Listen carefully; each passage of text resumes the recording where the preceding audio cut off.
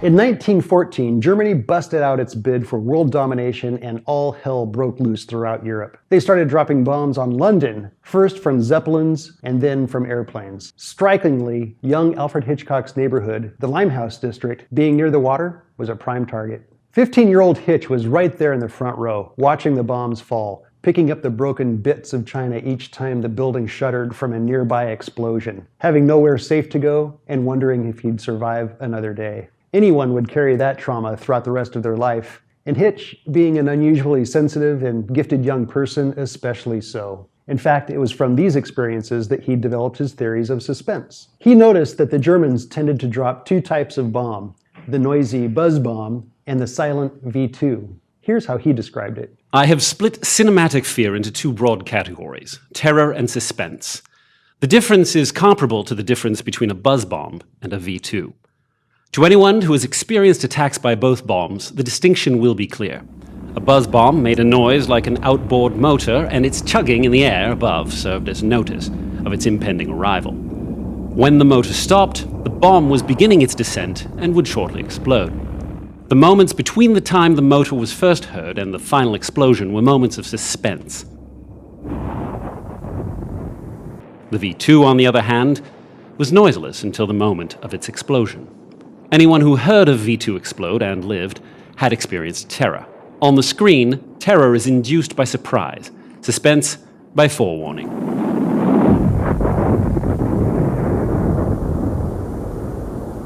It was also in these dire straits that he learned how to find humor in the midst of terror. Years later, he recalled that even though bombs were dropping around them, being British, they would still steadfastly take their afternoon tea. Comic touches like that often show up in his most frightening scenes. Never get to the match now. Another time, he came home to see that artillery fire had exploded near their house, and he discovered his mother upstairs in a state of confusion, tangled up in her clothes as she was trying to dress. He was later able to recreate that scene in his 1930 masterpiece, Murder. In those early years in London, movies didn't operate in separate venues like they do now. Instead, they often played in the same space.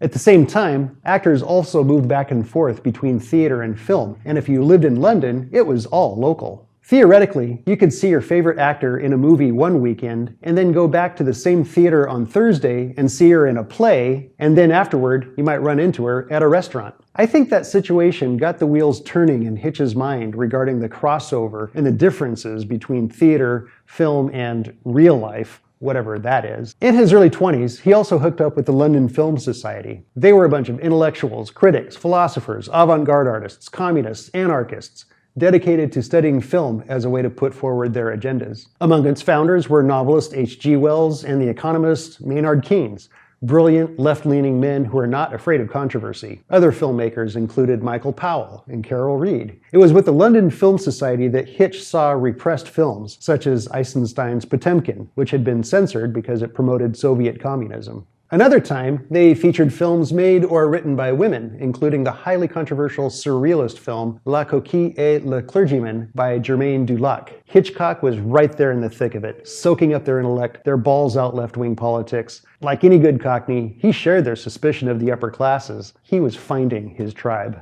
Looking back, the best way to explain it is that these were the original British punk rockers, and he stayed with that scene throughout his life. One of its founders, Sidney Bernstein, became one of his closest friends. In the 1940s, he produced Rope, Under Capricorn, and I Confess. Another founder, Ivor Montagu, a leader in the Labour Party, re-edited The Lodger for Hitch and helped produce several of his political films in the 1930s. Yet another founder became a great friend, the playwright George Bernard Shaw. For years, he fed Hitch with his radical ideas. After a screening, this gang would hit a cafe or pub and talk about the merits of film or politics or whatever. It was there in 1925 that they were debating who made a movie successful.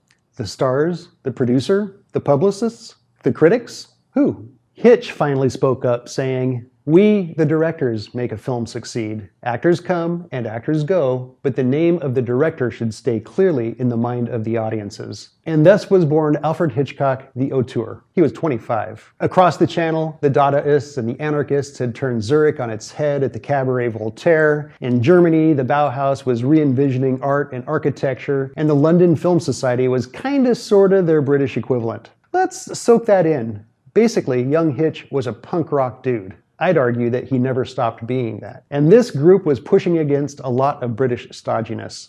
In that world, if you were a racial or gender minority, survival itself could be dicey. The one area where non-ordinary folks could find opportunity was in the more accepting and bohemian world of the theater. His 1930 film Murder really goes over everything about Hitch's life that we've been covering these last few minutes. To see why, stick around for part 3.